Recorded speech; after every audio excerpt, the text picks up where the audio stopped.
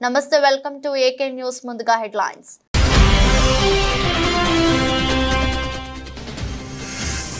Olympics లో కాంస్య పతక విజేత మను భాకర్ కు ప్రధాని మోదీ ఫోన్ మిగతా ఈవెంట్లలో కూడా రాణించాలని అభిలషించిన ప్రధాని మోదీ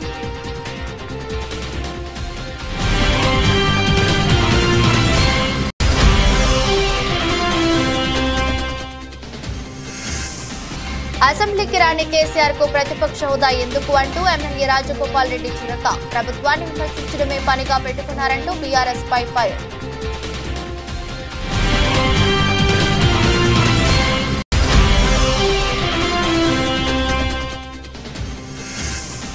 కొత్తపేటలో తెరపైకి కొత్త ట్యాక్స్ వివాదం ఇసుక స్టాక్ పాయింట్లలో బీటాక్స్ పేరుతో కొత్త దందా చేస్తున్నారంటూ ధ్వజమెత్తిన మాజీ ఎమ్మెల్యే చిర్లా జగ్గిరెడ్డి.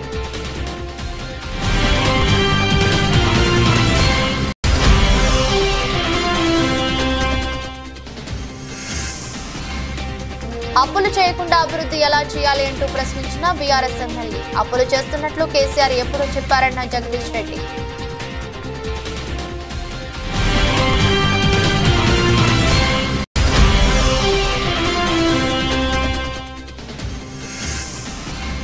రెండవ టీ20లో అలవోకగా శ్రీలంకపై భారత్ గెలుపు వరుసగా రెండవ గెలుపుతో సిరీస్ సొంతం చేసుకున్న భారత్.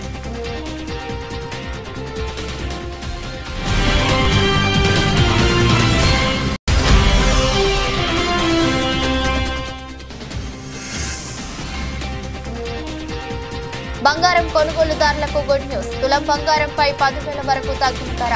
ప్యారిస్ ఒలింపిక్స్ లో చారిత్రాత్మక రీతిలో కాంస్యం రూపంలో భారత్ కు తొలి పతకం అందించిన షూటర్ మను భాకర్ పై ప్రశంసల జల్లు కురుస్తోంది. ఒలింపిక్స్ చరిత్రలో షూటింగ్ ఈవెంట్ లో భారత్ కు మెడల్ అందించిన ఏకైక మహిళగా రికార్డులకెక్కిన ఆమె పట్ల అభినందనలు వెల్లువెత్తుతున్నాయి. నేరుగా ప్రధానమంత్రి నరేంద్ర మోదీ కూడా ఫోన్ కాల్ చేసి ప్రత్యేక అభినందనలు తెలియజేశారు. మను, నీకు అభినందనలు. నీ విజయం పట్ల నాకు ఎంతో సంతోషంగా ఉంది. కేవలం 0.1 పాయింట్ల తేడాతో నువ్వు రజన పతకాన్ని కోల్పోయావు. అయినా దేశాన్ని గర్వించేలా చేశావు. 2 విధాలుగా ప్రశంసలు పొందుతున్నావు. ఒలింపిక్స్ లో కాంస్య పతకం ద్వారా ఈ ఘనత సాధించిన తొలి భారతీయ మహిళా షూటర్ గా నిలిచావు. టోక్యో ఒలింపిక్స్ లో పిస్టల్ నీకు ద్రోహం చేసింది. అయితే ఈసారి అన్ని అవరోధాలను అధిగమించావు. ప్రస్తుతం జరుగుతున్న ప్యారిస్ ఒలింపిక్స్ లో ఇతర అన్ని విభాగాల్లో కూడా బాగా రాణిస్తావని నేను ఆశిస్తున్నాను అంటూ ప్రధాని మోదీ తన సందేశాన్ని ఇచ్చారు. नमस्ते, खूब अभिनंदन, आपको बहुत बहुत बधाई. बहुत बहुत शुक्रिया सर. आप कैसे हैं? मैं बहुत बढ़िया से. आप तो ये तुम्हारी सफलता का खबर सुनने के बाद और उत्साह और आनंद में हो. जी, अच्छा कर रहे हैं हमारे खिलाड़ी यहाँ पे. अभी आप स्वयं को वैसे 0.1 से आप सिल्वर आपका रह गया जी, लेकिन उसके बावजूद भी आपने देश का नाम रोशन किया.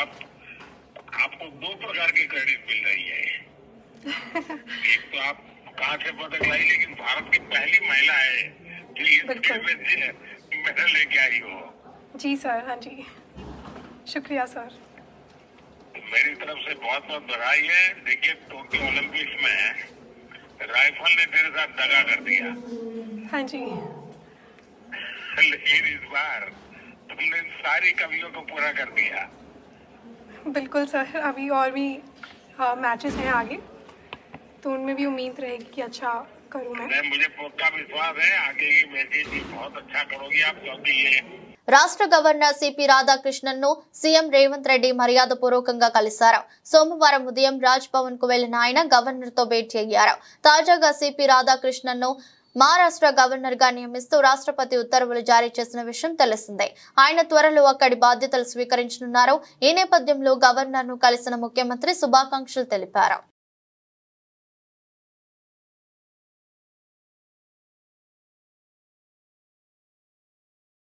బీఆర్ఎస్ అధినేత కేసీఆర్ అసెంబ్లీకి ఎందుకు రావడం లేదో చెప్పాలని, సభకు రాని ఆయనకు ఇంకా ప్రతిపక్ష హోదా ఎందుకని కాంగ్రెస్ ఎమ్మెల్యే రాజగోపాల్ రెడ్డి ఆగ్రహం వ్యక్తం చేశారు.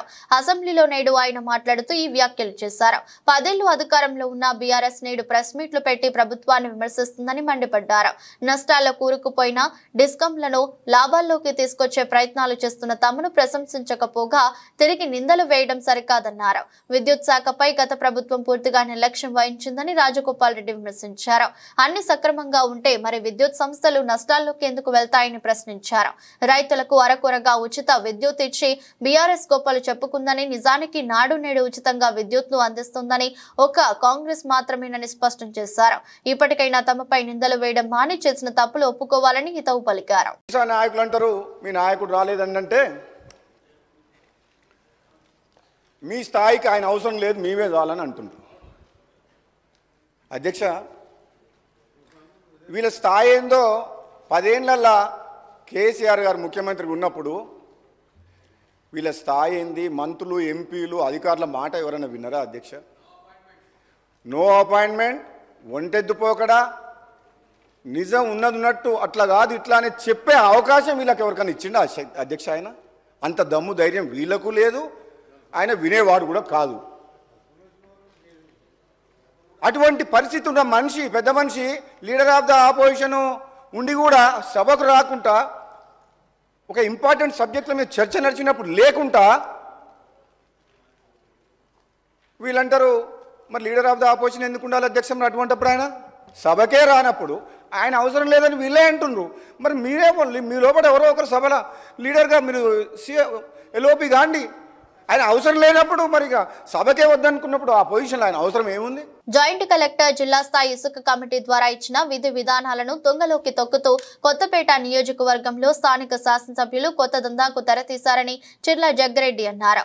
ఈ సందర్భంగా మాట్లాడుతూ మాజీ ముఖ్యమంత్రి జగన్మోహన్ రెడ్డి ప్రభుత్వానికి ఆదాయం చేకూరుస్తూ ఇసుక విధానాన్ని అమలు చేసి వరదల సమయంలో ప్రజలకు అందుబాటులో ఉండాలని స్టాక్ యార్డ్లలో ఇసుకను ఉంచితే ప్రస్తుత ముఖ్యమంత్రి సెల్ఫీల పేరుతో నానా హంగామా చేసి ఏ విధమైన అవినీతికి పాల్పడకపోయినప్పటికీ ట్యాక్స్ అంటూ హడావిడి చేశారని, ఇప్పుడు మీరు చేస్తున్న బీ ట్యాక్స్ దందా గురించి మేము చెప్పట్లేదని, మీ జేబు పత్రికలు ఈనాడు, ఆంధ్రజ్యోతిలలో పతాక శీర్షికలలోనే రాస్తున్నారని తెలిపారు. ఇసుక నిల్వలు ఏవైతే ఉన్నాయో అవి కొత్తపేట నియోజకవర్గ ప్రజలకు కూడా ఈ వర్షాకాల కష్టకాల సమయంలో ఇవ్వాలని చెప్పి మేము కోరుతున్నాం.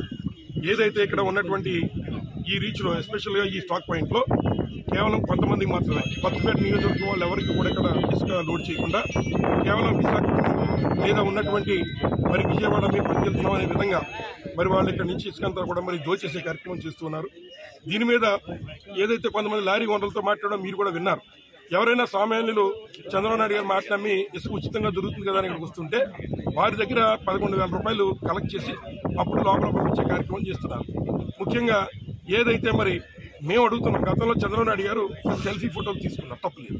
ఇప్పుడు వచ్చి తీసుకోవాలని కోరుతున్నాం. ఏం చేద్దంటే ఏదైతే మరి తెలుగుదేశం పార్టీ నాయకులు చేస్తున్న దందాన్ని, కూటమి వారు చేస్తున్న దందాన్ని మరి నిలువరించాలని కోరుతున్నాం. ఏదైతే గతంలో వారు సెల్ఫీ ఫోటోలు తీసుకోవడం కాదు, ఇక్కడ 1100 కూడా మరి 11,000 ఎవరు కలెక్ట్ చేస్తారో చెప్పాలని బాధ్యతను అడుగుతున్నాం. ఒక విషయం.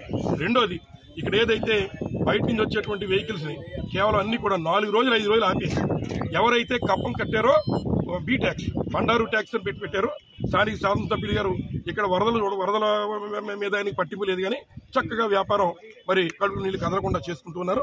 అంచేత మరి 11,000 రూపాయలు కలెక్ట్ చేస్తూ దానికి స్లిప్ ఇచ్చి ఆ స్లిప్ ఇచ్చిన బండి మాత్రమే లోపల పంపే కార్యక్రమం చేస్తున్నారు. మిగిలిన కూడా పాపం డ్రైవర్లు ఎక్కడెక్కడి నుంచి వచ్చిన వాళ్ళు 5 రోజులు వాళ్ళ లారీలు పెట్టుకుని వారికి గిట్టుబాటు లేక ఇబ్బందులు పడుతున్నారు. కాబట్టి కొత్తపేట నియోజకవర్గ ప్రజలు ఎవరికి కూడా ఇసుక ఇవ్వట్లేదు. కాబట్టి మిగిలిన రీచ్లో 1-2 రీచ్ల్లో పద్ధతిగా చేస్తున్నారు. అలాగే ఇక్కడ యూనియన్తో మాట్లాడుకుని అందరికీ మళ్ళీ పార్టీల ప్రకారం విభజించకుండా అందరికీ ఇచ్చే వ్యవహారం చేస్తే తప్పనిసరిగా మేము కూడా ప్రజలకు ఉచిత సందర్భంలో మేము సహకరిస్తాం. అంతేగాని ఏదో వాళ్ళ పార్టీ ఆస్తిలాగా ఇక్కడ కేవలం తెలుగుదేశం పార్టీ చేసిన వాళ్ళకి ఇస్తాం, కేవలం ఇక్కడ నుంచి విశాఖపట్నం అమ్మేయడానికి ఇస్తాం, మాకు ఎవరికి అప్పం కడితే వారికి ఇస్తామంటే తప్పనిసరిగా ప్రతిఘటించే కార్యక్రమం చేస్తాం. ఈ రోజు నేను వస్తున్నానని చెప్పి లోడింగ్ కూడా ఆపేశాను. మళ్ళీ అవసరమైతే రోజు వచ్చి ఇక్కడ కూర్చుంటాం. అప్పులు చేయకుండా అభివృద్ధి ఎలా చేయాలి, అప్పులు వద్దంటే నోట్లు ముద్రించాలని మాజీ మంత్రి బీఆర్ఎస్ ఎమ్మెల్యే జగదీష్ రెడ్డి ప్రశ్నించారు. శాసనసభలో ఆయన మాట్లాడుతూ రైతుల పొలాల్లో మీటర్లు పెట్టడానికి కేసీఆర్ అంగీకరించలేదన్నారు. కేంద్రం ఇచ్చే 30,000 కోట్లను కూడా వదులుకున్నట్లు చెప్పారు. విద్యుత్ మీటర్లపై సీఎం రేవంత్ రెడ్డి ప్రజలను పక్కదారి పట్టిస్తున్నారని ఆరోపించారు. కేసీఆర్ అధికారంలోకి వచ్చాక కరెంట్ లైన్ల కింద ఇళ్ల నిర్మాణం జరగలేదన్నారు. బీఆర్ఎస్ 10 ఏళ్ల హయాంలో స్థాపిత విద్యుత్ సామర్థ్యం పెరిగిందన్నారు. 2014లో రాష్ట్రంలో వ్యక్తిగత విద్యుత్ వినియోగం 1,196 కిలోవాట్లు కాగా 2024 నాటికి 2,349 కిలోవాట్లకు చేరుకుందన్నారు. తమ హయాంలోనే విద్యుత్ వినియోగం పెరిగిందన్నారు. 90,000 కోట్లు పెట్టి విద్యుత్ సరఫరాను బలోపేతం చేశామన్నారు. అధ్యక్ష, 2/6/2014 నాటికి తెలంగాణలో విద్యుత్తు కాంట్రాక్టెడ్ కెపాసిటీ 7,778 మెగావాట్లు అయితే మొన్న 1/1/2024 నాటికి 19,483 మెగావాట్ల అధ్యక్ష.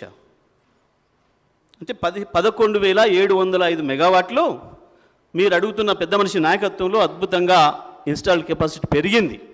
ఈ రాష్ట్రంలో ఇన్స్టాల్డ్ కెపాసిటీ 11,000 పెరిగింది 10 ఏళ్లలో. మీ ఘనత వహించిన మీ పాలనలో మీరు మీ దోస్తులు చంద్రబాబు నాయుడు గారు ఇంకా అందరు కలిసి చేసిన నాటి రాజ్యంలో మొత్తం కలిపితే మీరు ఇచ్చింది 7,700 అయితే ఈ రాష్ట్రానికి కేసీఆర్ గారు వచ్చిన తర్వాత 10 ఏళ్లలోనే 11,000 అధ్యక్ష. ఇది వారి దృష్టి తీసుకొస్తా ఉన్న అధ్యక్ష. సోలార్ కెపాసిటీ అధ్యక్ష, వీళ్ళ 70 ఏళ్ల కాలంలో, వీళ్ళ 60 ఏళ్ల కాలంలో వీళ్ళు ఇచ్చింది 74 మెగావాట్ల అధ్యక్ష. కేసీఆర్ గారు వచ్చిన తర్వాత 6,058 మెగావాట్లు యాడ్ చేస్తూ 6,132 మెగావాట్లు 1/1/2024 నాటికి మేము తీసుకొచ్చింది అధ్యక్ష. పీక్ డిమాండ్ అధ్యక్ష ఆనాడు 5,661 మెగావాట్లు, కానీ మేం ఇచ్చిన పీక్ డిమాండు 15,497 మెగావాట్ల అధ్యక్ష. గ్రిడ్ కన్జంప్షన్ నిన్న వారు చెప్పిన లెక్క ప్రకారం మిలియన్ యూనిట్లలో 2/6/2014 నాడు మీరు ఇచ్చింది 128 మిలియన్ యూనిట్లు. 128 మిలియన్ యూనిట్లు. మేము ఆ రోజు అడిగిన వారు చెప్పేటప్పుడు నేను 23-22కు 23-24కు నేను చూపిస్తున్న తేడాని వారు చెప్తున్నప్పుడు విద్యుత్ శాఖ మంత్రి గారు, ఆర్థిక మంత్రి గారు, నేను అడిగిన ఒకసారి 14 చెప్పండి కానీ వారు చెప్పలేదు. ఇప్పుడు నేను చెప్తున్నా 297.89 మిలియన్ యూనిట్ల అధ్యక్ష. కేసీఆర్ గారి నాయకత్వంలో ఈ రాష్ట్ర ప్రజలకు అందించిన విద్యుత్తు 128 నుంచి 297.89 తీసుకొచ్చిన అధ్యక్ష. ఆంధ్రప్రదేశ్ రాష్ట్రంలో జగన్మోహన్ రెడ్డి పాలనతో విధ్వంసం, టీడీపీ ఆరోపణలపై ఎమ్మెల్సీ కూడుపూడి సూర్యనారాయణ మీడియా సమావేశంలో ఖండించారు. చంద్రబాబు జైలుకు వెళ్లిన తర్వాత మానసిక స్థితి క్షీణించిందని ఎమ్మెల్సీ కూడుపూడి సూర్యనారాయణ అన్నారు. ఆంధ్ర జో బైడెన్, చంద్రబాబు అన్న ఎమ్మెల్సీ కూడుపూడి ఆంధ్రప్రదేశ్ లో రాజ్యాధికారం మార్పిడి జరిగిన తర్వాత జగన్మోహన్ రెడ్డి పాలన అంతా రాష్ట్రం అభివృద్ధికి చెందలేదని అంటున్న చంద్రబాబు నాయుడు జగన్మోహన్ రెడ్డి అవినీతి లేని పాలన చేశారని గుర్తుంచుకోవాలన్నారు. రాష్ట్రంలో మధ్యంతర ఎన్నికలకు సిద్ధంగా ఉండాలని ఎమ్మెల్సీ కూడుపూడి సూర్యనారాయణరావు హెచ్చరించారు. జగన్ గారి పాలనలో జరిగినటువంటి అవినీతి అని లేకపోతే ఇసుక స్కామ్ అని ఇలా చెప్పడం చాలా అన్యాయం. ఈవేళ 60 లక్షల టన్నుల ఇసుకని మీ టీడీపీ వారే మరి ఊట్ చేసినటువంటి విషయం అందరికీ తెలిసిన విషయమే. అలాగే విద్యా దీవెన ఇప్పటి వరకు కూడా రూపాయి పడలేదు. ఈవేళ తల్లిదండ్రులు వాళ్ళ పిల్లలు ఈవేళ హైయర్ ఎడ్యుకేషన్ కోసం ఇంకో కాలేజీకి వెళ్ళడానికి వాళ్ళకి స్కాలర్షిప్లు లేక, వాళ్ళు ఫీజు రియంబర్స్మెంట్ లేక, వాళ్ళు డబ్బు కట్టలేక ఈవేళ సర్టిఫికేట్లు, ఒరిజినల్ సర్టిఫికేట్లు అన్నీ కూడా కాలేజీ మేనేజ్మెంట్ల చేతిలో చిక్కడిపోయి ఉన్నాయి. ఈవేళ ఫీజులనేమో అబ్నార్మల్గా వసూలు చేసుకోవడం స్వేచ్ఛగా నారాయణ సంస్థలకి, చైతన్య సంస్థలకి, అలాగే మరి ఆదిత్య సంస్థలకి నువ్వు ధారాదత్తం చేసి పిల్ల తల్లిదండ్రులు ఈవేళ ఆత్మహత్య చేసుకోవడానికి సిద్ధంగా ఉన్నారు. అలాగే జగన్ గారు ముఖ్యమంత్రి హోదాలో ఉండి కూడా చిన్నపిల్లల ఆరోగ్యం కోసం ఆవేళ మరి ఆయన ఎంతో తపన పడుతూ వాళ్ళకి న్యూట్రిషన్ ఫుడ్ ఇవ్వాలి, వాళ్ళకి చిన్న వయసులో ఆహారం సక్రమంగా క్యాలరీస్ ఉన్నటువంటి ఆహారం ఇస్తే తప్ప వాళ్ళు పెద్ద వయసులో మెచ్యూరిటీ రాదు అని చెప్పి ఆయన పెట్టినటువంటి పథకం వల్ల ఈవేళ కొన్ని వేల మంది పిల్లలు గ్రోత్, ముఖ్యంగా ఆడపిల్లల గ్రోత్ చక్కగా ఉన్నది. వారందరూ కూడా హైయర్ ఎడ్యుకేషన్లో టాప్ ప్రయారిటీలో వాళ్ళు భారతదేశానికే కీర్తి ప్రతిష్టలు తెస్తున్నటువంటి స్థాయిలో వాళ్ళు ఎడ్యుకేషన్ నడుపుతున్నారు.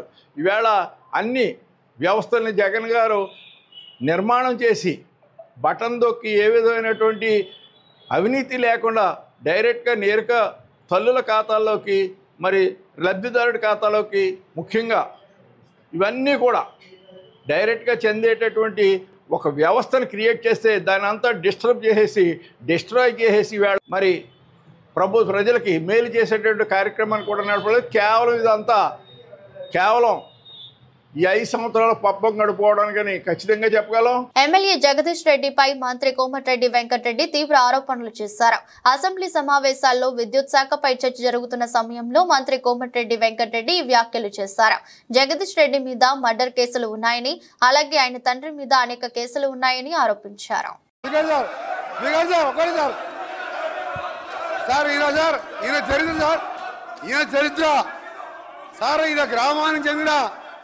గ్రామానికి చెందిన మదన్ మోహన్ రెడ్డి అని మాజీ సమితి ప్రెసిడెంట్ హత్య కేసులో A2 అధ్యక్ష, అలాగే A2 అధ్యక్ష ఆ మర్డర్ కేసులో ఇంకో భుక్షమనే వ్యక్తి హత్య కేసులో ఈయన వీళ్ళ నాయన A6 A7, ఆ తర్వాత రామిరెడ్డి హత్య కేసులో A3గా ఉండి తడిపారు చేసిన మా జిల్లాకి వెళ్ళి 1 సంవత్సరం పాటు బహిష్కరించాడు. పోతూ ఈ మర్డర్లు చేసి దోసపాటి గోపాల్ ఇదే అసెంబ్లీలో ఎక్స్ఎమ్మెల్యేగా ఉండే ఆ పెట్రోల్ బంకులో 1,80,000 రూపాయలు దొంగతనం చేస్తే ఆ కేసులో ముద్దాయి అధ్యక్ష. ఇంకొకటి రామారావు గారు ఎన్టీ రామారావు ముఖ్యమంత్రిగా ఉన్నప్పుడు ఎక్సైజ్ ప్రొవిజన్ పెడితే దొంగ మందు కర్ణాటక వెళ్ళి మందు తీసుకొచ్చి పట్టుబడితే మిర్యాలగూడ పోలీస్ స్టేషన్లో ఇప్పటికీ కేసు ఉన్నది అధ్యక్ష. దశాబ్దాల కలగా ఉన్నటువంటి నయూమ్ నగర్ బ్రిడ్జి పనులు చివరి దశకు చేరుకున్నాయని వరంగల్ పశ్చిమ శాసనసభ్యులు నాయని రాజేందర్ రెడ్డి అన్నారు. బ్రిడ్జి నిర్మాణ పనులను పరిశీలించారు. 2వ దశ పనులు పూర్తి కావచ్చాయని, ఆగస్టు చివరికల్లా రవాణాకు సిద్ధంగా బ్రిడ్జి వస్తుందని ఎమ్మెల్యే తెలిపారు. ఇప్పటికి 2వ దశ బ్రిడ్జి పనులు కూడా పూర్తి కావచ్చాయని, చివరి దశ బ్రిడ్జి పనులు పూర్తయిన క్రమంలో ప్రజలకు అందుబాటులోకి వస్తుందని అన్నారు. బ్రిడ్జి నిర్మాణ పనుల్లో నాణ్యత పరమైన ప్రమాణాలను పాటిస్తూ నిర్మాణం చేపడుతున్నారని తెలిపారు. చిరకాల కోరికగా ఉన్న పెద్దమూరి నిర్మాణం ద్వారా ప్రధాన రహదారికి మరియు ప్రజలకు మెరుగైన సౌకర్యాలు కలుగుతున్నాయని ఎమ్మెల్యే గారు ఆశాభావం వ్యక్తం చేశారు. వచ్చే వర్షాకాలం నాటికి ఎంతటి వర్షాభావ పరిస్థితి ఉన్నా కూడా ప్రజా రవాణాకు ప్రజలకు ఎటువంటి ఇబ్బంది ఉండదని తెలిపారు.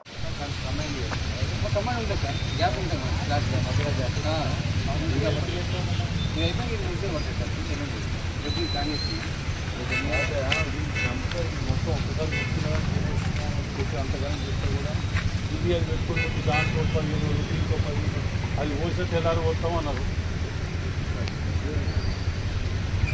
కూటమి 2 నెలల పాలన చూసిన ప్రజలు మాజీ ముఖ్యమంత్రి వైఎస్ జగన్మోహన్ రెడ్డి పరిపాలన ఎంత మిస్ అయ్యాము అని బాధపడుతున్నారని వైఎస్ఆర్ కాంగ్రెస్ పార్టీ గుంటూరు జిల్లా అధ్యక్షులు మందపాటి శేషగిరిరావు అన్నారు. గుంటూరు నగరంలో వైఎస్ఆర్సీపీ ఈస్ట్ కార్యాలయంలో ఏర్పాటు చేసిన విలేకరుల సమావేశంలో మందపాటి శేషగిరిరావు మాట్లాడుతూ ఎన్నికల సమయంలో సూపర్ 6 హామీలను ప్రకటించిన టీడీపీ ఇప్పుడు ఎన్నికల హామీలను అమలు చేయడం సాధ్యం కాదని చేతులు ఎత్తడంపై ఆగ్రహం వ్యక్తం చేశారు. రాష్ట్రంలో అభివృద్ధి సంక్షేమాన్ని పక్కన పెట్టి వైఎస్ఆర్ కాంగ్రెస్ పార్టీ శ్రేణులు కార్యక్రమాలు సానుభూతి పరులు టార్గెట్ చేసి హత్యలు దాడులు చేయడం బాధాకరమని ఆయన పేర్కొన్నారు. రాజకీయంగా ఒక పార్టీలో ఇమడలేని పరిస్థితుల్లో మీరు ఇప్పటికి 3వ పార్టీ 4వ పార్టీ కాంగ్రెస్, టీడీపీ, వైసీపీ, మళ్ళీ టీడీపీ ఎన్ని యూటర్న్లు తీసుకుంటారు? ఏం ఆశించి తీసుకుంటున్నారు? ఏ బేసిస్ మీద మీ పార్టీని మారుతున్నారు? సరే, మారకపోవడం అనేది మీకు సంబంధించింది. మీరు మారిన తర్వాత ఏ విధంగా మాట్లాడుతున్నారు, వ్యవస్థల గురించి ఏ విధంగా ఉంటున్నారు, ఈ వ్యక్తులు మీ గురించి ఏ విధంగా సమాజంలో మాట్లాడుకుంటున్నారు, దీని ఇంపాక్ట్ ఈ జాతుల మీద, ఈ అణగారిన వర్గాల మీద ఎంత ప్రభావం చూపిస్తుంది అనేది కూడా మీరు ఆలోచన చేయాలని ఈ సందర్భంగా నేను మిమ్మల్ని రిక్వెస్ట్ చేస్తాను. మీరు మాట్లాడాల్సిన అంశాలు జగన్మోహన్ రెడ్డి గారి గురించి, సజ్జల రామకృష్ణారెడ్డి గారి గురించి కాకుండా ఈ రాష్ట్రంలో జరుగుతున్నటువంటి దుర్మార్గాల మీద, ఈ 2 నెలల్లో జరిగిన నరకాండ మీద, నరహత్యల మీద, పాశవికంగా చంపబడుతున్న వ్యక్తుల్ని ఎవరు చంపుతున్నారో, ఏ పార్టీ చంపుతుందో, ఏ రెడ్ బుక్ రాజ్యాంగం చంపుతుందో, దీని వెనక ఎవరి ప్రోద్బలం ఉందో, పార్టీల ప్రోత్సాహం కానీ నాయకుల ప్రోత్సాహం కానీ ఎవరిదుందో, చంపబడుతున్న వారు ఎవరు నష్టపోతున్నారో దీని మీద మాట్లాడితే సమాజం మిమ్మల్ని హర్షిస్తుంది. ఈ వెనుకబడిన వర్గాలు మొత్తం మీ వెనకాల నిలబడతారు. మీరు ఈ రోజున మాట్లాడే ప్రతి మాట కూడా మీ వ్యక్తిగతమైన ప్రయోజనాల కోసం మాట్లాడుతున్నారు అనేది ఈ సమాజం భావిస్తూ ఉంది. మీరు ఎప్పటికైనా తప్పనిసరిగా ఈ రాష్ట్రంలో జరగాల్సిన సంక్షేమ పథకాల మీద తల్లికి వందనం వచ్చి 2 నెలలు కాలేదు, నిన్ననే నాకు భయం పుడుతుంది అని ఈ పథకాలు అమలు చేయాలంటే నా వల్ల కాదు. మరి ఇలాంటి గడ్డు పరిస్థితుల్లో గడిచిన 5 సంవత్సరాల్లో జగన్మోహన్ రెడ్డి గారు ఇచ్చిన మాటకు కట్టుబడి తన పాలనా విధానాన్ని ఎక్కడ తప్పల. కాంగ్రెస్ ప్రభుత్వం మల్లన్న సాగర్, కొండపోచమ్మ సాగర్ ప్రాజెక్టుల నుండి పంట పొలాలకు తక్షణమే నీళ్లు విడుదల చేయాలని నియోజకవర్గం TRS party incharge Vanteru Pratap Reddy demand చేశారు. సిద్దిపేట జిల్లా గజ్వేల్ పట్టణంలో నిర్వహించిన మీడియా సమావేశంలో మాట్లాడుతూ లేని పక్షంలో మల్లన్న సాగర్, కొండపోచమ్మ సాగర్ నుండి నీళ్లు వదలని ఎడల ఆగస్టు 2వ తేదీ రోజున రాజీవ్ రహదారి, తూప్రాన్ జాతీయ రహదారులను పెద్ద ఎత్తున మెదక్, నల్గొండ జిల్లా రైతులతో, ప్రజాప్రతినిధులతో కలిసి దిగ్బంధం చేస్తామని మాజీ అటవీ అభివృద్ధి సంస్థ చైర్మన్ వంటేరు ప్రతాప్ రెడ్డి కాంగ్రెస్ ప్రభుత్వాన్ని హెచ్చరించారు. మెదక్, నర్సాపూర్, గజ్వేల్, తూప్రాన్ సంబంధించినటువంటి రైతాంగం అంతా కూడా ఎదురు చూస్తున్నారు. దయచేసి మీరు ప్రభుత్వానికి విజ్ఞప్తి చేసేది ఏంటంటే మీరు వెంటనే స్పందించి అటు కూడవెల్లి రివర్ని, రామాయణపేట కెనాల్, బస్వాపూర్ కెనాల్, అదేవిధంగా మన Turkapalli canal, Jagdevpur canal, Haldi river, Kudavelli river ఇవన్నిట్లలో కూడా ఇది మల్లన్న సాగర్ నుండి అటు కొండపోచమ్మ సాగర్ నుండి నీళ్లు వదిలిపెట్టాలని చెప్పి మేము ప్రభుత్వానికి విజ్ఞప్తి చేస్తున్నాం. రైతాంగం అంతా కూడా ఎదురు చూస్తున్నారు. నారు వేసుకున్నారు, 2 నెలలు అయిపోయింది, టైం అయిపోతుంది. దయచేసి వెంటనే నీళ్లు వదిలిపెట్టమని విజ్ఞప్తి చేస్తున్నాం. మీరు నీళ్లు వదిలిపెడితే మేము ట్రాక్టర్ ఎక్కి పొలాలు దున్నుకుంటాం. నీళ్లు వదలకపోతే మా హరీష్ రావు గారి నాయకత్వంలో మరి మెదక్ జిల్లాకు సంబంధించినటువంటి రైతాంగం అంతా, అటు నల్గొండ జిల్లాకు సంబంధించిన రైతాంగం అంతా కూడా రాజీవ్ రహదారిని 2వ తారీఖు లేకపోతే 3వ తారీఖు నాడు వేలాది మంది రైతులతో దిగ్బంధం చేస్తాం. మీరు నీళ్లు వదిలిపెట్టకపోతే నేరుగా కొండపోచమ్మ సాగర్కి వెళ్లి మేమే గేట్లు ఎత్తుకుంటాం, నేరుగా మల్లన్న సాగర్కి వెళ్లి మేమే గేట్లు ఎత్తుకుంటాం. మేము ప్రభుత్వానికి విజ్ఞప్తి చేస్తున్నాం. లాస్ట్ ఇయర్ ఈ పాటికే నాట్లు వేసుకొని పొలాలన్నీ కూడా పచ్చబడ్డాయి. ఇప్పుడు మొగులకు ముఖం పెట్టినా రాని పరిస్థితి ఉంది. దయచేసి మీరు వెంటనే నీళ్లు ఇవ్వాలని చెప్పి కాంగ్రెస్ ప్రభుత్వాన్ని మేము విజ్ఞప్తి చేస్తున్నాం. దయచేసి రైతాంగానికి అండగా ఉండాలి. రైతాంగం మీద కక్ష వద్దు. ఏదైనా ఉంటే పొలిటికల్ గా ఉంటే మీరు మాట్లాడండి, కానీ రైతులు ముగ్గురుకు ముఖం పెట్టాల్సిన పరిస్థితి వచ్చింది. రైతులు నారు పోసుకొని పెట్టుబడులు పెట్టుకొని ఎదురు చూడాల్సినటువంటి పరిస్థితి వచ్చింది. కాబట్టి దయచేసి మీరు వెంటనే నీళ్లు ఇవ్వాలని చెప్పి మేము విజ్ఞప్తి చేస్తున్నాం. లేకుంటే మాత్రం రాజీవ్ రహదారిని అటు నేషనల్ హైవే 67 తూప్రాన్ మీద పెద్ద ఎత్తున మెదక్ జిల్లాకు సంబంధించినటువంటి రైతాంగం, మెదక్ జిల్లాకు సంబంధించినటువంటి ఎమ్మెల్యేలు, మాజీ ఎమ్మెల్యేలు అందరి సారథ్యంలో పెద్ద ఎత్తున ఉద్యమిస్తామని చెప్పి సందర్భంగా హెచ్చరిస్తుంది. తమ భవానీ చారిటబుల్ ట్రస్ట్ ద్వారా ఇప్పటికే అనేక సేవా కార్యక్రమాలు చేశామని, ఇక ముందు కూడా కొనసాగిస్తామని ట్రస్ట్ నిర్వాహకులు సిటీ ఎమ్మెల్యే ఆదిరెడ్డి శ్రీనివాస్ చెప్పారు. ప్రతిభ గల పేద విద్యార్థులను కొందరిని గుర్తించి వారికి సోమవారం ట్రస్ట్ తరపున ఆర్థిక సాయం అందించారు. ఈ సందర్భంగా మాట్లాడుతూ తమ సంపాదనలో కొంత మొత్తాన్ని ట్రస్ట్ ద్వారా ఖర్చు చేస్తున్నామని, ఎవరి దగ్గర విరాళాలు తీసుకోవడం లేదని స్పష్టం చేశారు. గతంలో పలువురు పేద విద్యార్థులకు సాయం అందించడంతో పాటు వైద్య శిబిరాలు కూడా నిర్వహించామని ఆయన గుర్తు చేశారు. భవానీ చారిటబుల్ ట్రస్ట్ ద్వారా ఇప్పటికి అనేకమైన సేవా కార్యక్రమాలు రాజమహేంద్రవరం ప్రజలకు అందించడం జరుగుతూ ఉంది. దానిలో భాగంగా ఈ రోజున ఏదైతే ప్రతిభ ఉండి ఆర్థికపరమైన సమస్యలతో ఉన్న కొంతమంది విద్యార్థులను ఎంచుకొని వారికి ఈ రోజున ట్రస్ట్ నుంచి ఫైనాన్షియల్ అసిస్టెన్స్ ఇవ్వడం జరిగింది. వారందరూ కూడా బాగా చదువుకోవాలని, అభివృద్ధి చెందాలని భవానీ చారిటబుల్ ట్రస్ట్ ద్వారా మేము ఆశిస్తూ ఉన్నాం. అలాగే రాజమహేంద్రవరంలోని ధనికులు అనేక మంది ఉన్నారు. వారందరూ కూడా ముందుకు వచ్చి మీ వంతు బాధ్యతగా ఎంతో కొంతమంది పిల్లలు చదివించగలిగితే ప్రభుత్వ పరంగా ప్రభుత్వం చేసే కార్యక్రమాలు చేస్తాయి. కానీ ప్రభుత్వం ఒక్కటే ఈ సమస్యలన్నీ తీర్చగలదు అని నేను ఆశించట్లే. ప్రభుత్వంతో పాటు స్వచ్ఛంద సంస్థల ఒక సహకారం కూడా ఉన్నట్లయితే మనం ఏదైతే నిరుద్యోగం కానీ లేకపోతే విద్యను అందించలేని పరిస్థితులు ఏదైతే కనబడతా ఉన్నాయో అవన్నిటిని కూడా మనం సమస్యను పరిష్కరించడానికి అవకాశం ఉంటుంది. ఆ యొక్క కార్యక్రమంలో అందరూ కూడా భాగ్యస్వాములు అవ్వాలని ఆశిస్తూ భవానీ చారిటబుల్ ట్రస్ట్ ద్వారా భవిష్యత్తులో కూడా ఇప్పుడే మొదలు పెడతా ఉన్నాం. ముందుగా విద్యకి ప్రాధాన్యత ఇచ్చాం. అయిన తర్వాత నిన్ననే ఈశాని పాప ఇండియన్ టీంలో సెలెక్ట్ అయింది బ్యాడ్మింటన్. ఆ పాపకు కూడా దగ్గరలోనే ట్రస్ట్ నుంచి స్పోర్ట్స్కి ప్రయారిటీ ఇస్తూ ఆ పాపకు కూడా ఆదరిస్తాం. అలాగే దగ్గరలో ఇంకొక 2 monthsలో మళ్ళీ ఒక ప్లాన్ ఆఫ్ యాక్షన్తో ఈ సీజన్ ఏదైతే వర్షాకాలం అయిన తర్వాత మెడికల్ క్యాంప్స్ కూడా స్టార్ట్ చేయబోతా ఉన్నాం. గతంలో ఏదైతే మేము మెడికల్ క్యాంప్స్ పెట్టేవాళ్ళం, ప్రతి 45 daysకి ఒక క్యాంప్ పెట్టేవాళ్ళం.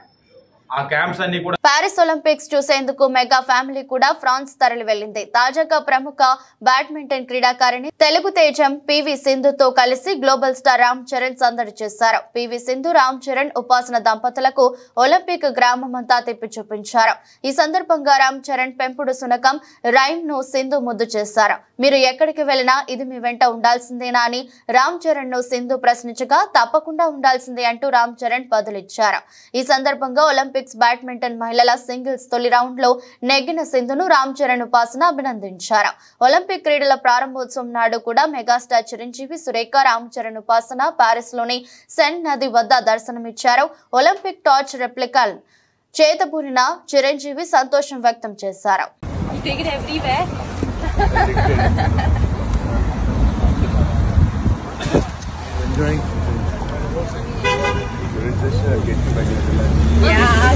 ఆతిథ్య దేశం శ్రీలంకపై భారత్ వరుసగా 2వ T20 విజయాన్ని నమోదు చేసింది.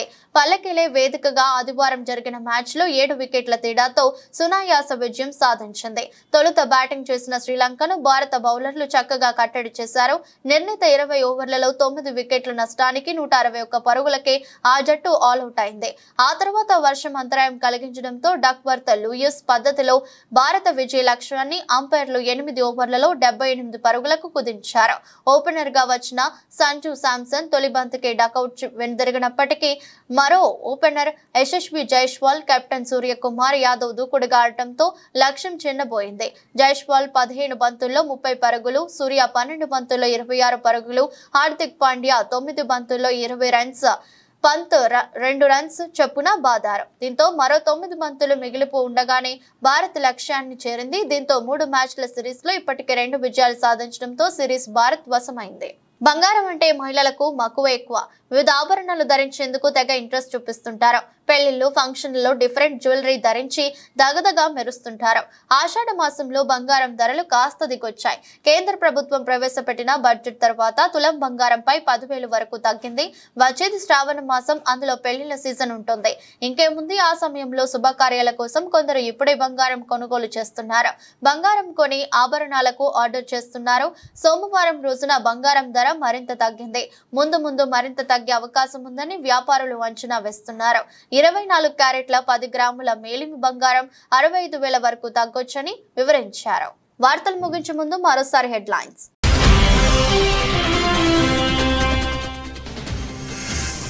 ఒలింపిక్స్ లో కాంస్య పథక విజేత మను భాకర్ కు ప్రధాని మోదీ ఫోన్. మిగతా ఈవెంట్లలో కూడా రాణించాలని అభిలషించిన ప్రధాని మోదీ.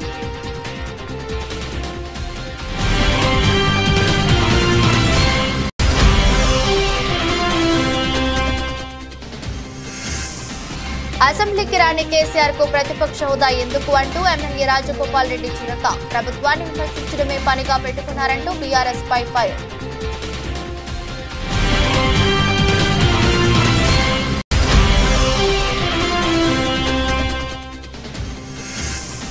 కొత్తపేటలో తెరపైకి కొత్త ట్యాక్స్ వివాదం. ఇసుక స్టాక్ పాయింట్లలో వీటాక్స్ పేరుతో కొత్త దందా చేస్తున్నారంటూ ధ్వజమెత్తిన మాజీ ఎమ్మెల్యే చిర్లా జగ్గిరెడ్డి.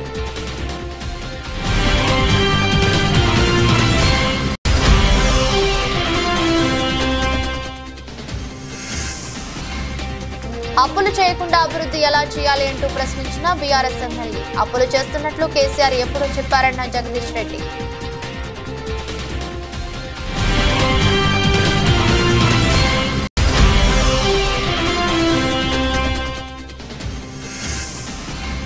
రెండవ T20లో అలవోకగా శ్రీలంకపై భారత్ గెలుపు. వరుసగా 2వ గెలుపుతో సిరీస్ సొంతం చేసుకున్న భారత్.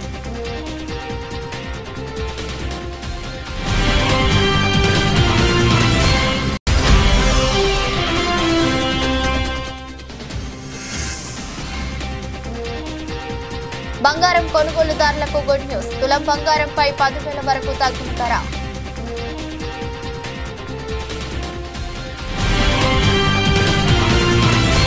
ఇది రోజు బులెటిన్. మరో బులెటిన్లో మళ్ళీ కలుద్దాం. అంతవరకు సెలవు. నమస్కారం.